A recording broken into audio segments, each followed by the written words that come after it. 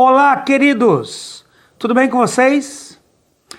Em Apocalipse 3:20, encontramos um dos versículos mais conhecidos da Bíblia. Por intermédio do apóstolo João, Jesus envia uma mensagem à igreja de Laodiceia, a fim de corrigir os equívocos daquela comunidade de irmãos. De maneira firme e ao mesmo tempo amorosa, o Senhor diz: Eis que estou à porta e bato. Se alguém ouvir a minha voz e abrir a porta, entrarei em sua casa e cearei com ele e ele comigo. Nesta sucinta repreensão, encontramos fundamentos preciosos. São princípios que estabelecem uma relação saudável com o Senhor.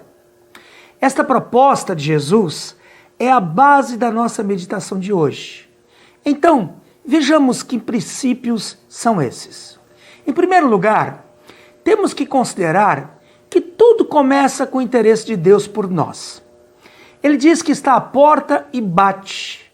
Não fomos nós que fomos a Ele, foi Ele que veio a nós. Foi Jesus que, submisso à vontade do Pai, deixou a sua glória e veio ao mundo para nos salvar. Ele é o caminho, a verdade e a vida, o único meio pelo qual o homem pode chegar a Deus e obter o perdão dos seus pecados e a salvação eterna. Portanto, o interesse de Deus, todas as vezes que Ele tem algo para nós, um plano para a nossa vida, Ele vai bater a porta do nosso coração, a fim de chamar a nossa atenção. Às vezes, esse bater na porta pode ser até mesmo um incômodo, um desconforto de uma situação que o próprio Deus está usando para nos despertar quanto ao seu projeto. Muitas guinadas na minha vida se iniciaram com situações nada agradáveis. Eu estava tranquilo, tocando a minha vidinha, e de repente me vi cercado de problemas sem saber como poderia resolvê-los. Depois que tudo passou, é que percebi que aquilo que me incomodou foi o que Deus usou para me acordar e mostrar coisas que precisavam ser corrigidas na minha vida. Em segundo lugar, também devemos levar em conta a nossa sensibilidade em ouvir as batidas na porta e, sobretudo, ouvir a voz do Senhor, pois é a voz que faz toda a diferença. Vivemos dias difíceis, a vida está cada vez mais complicada e as exigências estão sempre aumentando. Tudo isso acaba criando um cenário que colabora com o endurecimento da nossa alma. É assim que vamos nos tornando insensíveis dia após dia. Endurecidos pelas lutas, perdemos a capacidade de ouvi-lo. Davi afirma no Salmo 34:18 que perto está o Senhor dos que têm o coração quebrantado.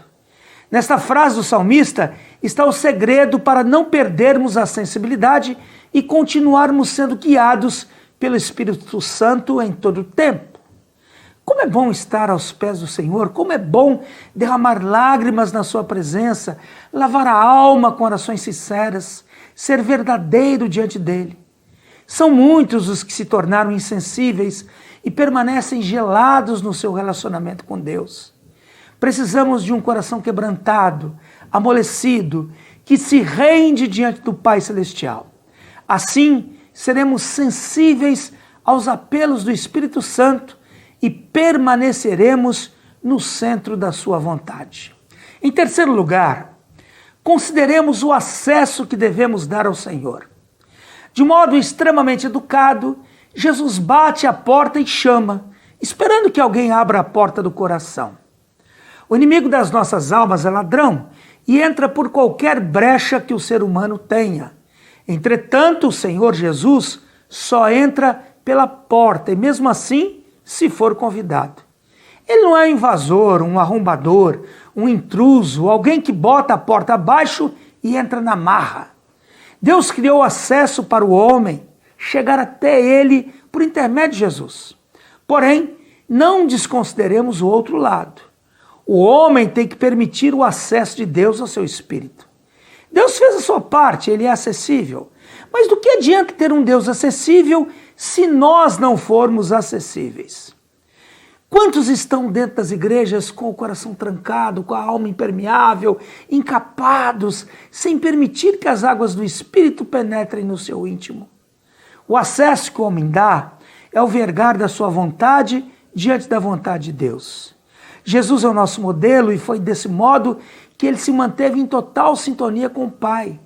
Isso fica claro em João 14, 29, quando ele afirma que não falava por si mesmo, mas o Pai que lhe enviara havia prescrito o que dizer e anunciar.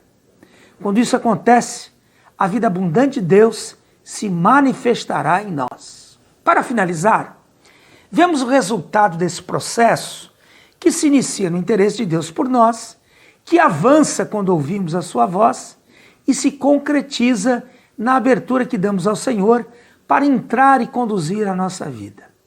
Laodiceia se equivocou na caminhada. Eles perderam o senso de direção, tomaram o rumo errado e a abordagem de Jesus foi exatamente no sentido de trazê-los de volta ao centro da sua vontade. Diante de uma porta aberta, ele entra para cear com aquele que permitiu que ele entrasse. No cear com Jesus está a comunhão que restaura as forças, que renova as esperanças, que fortalece a alma, que corrige as rotas equivocadas e estabelece a sua bênção. Pense nisso. No amor de Jesus, Laerte Cardoso.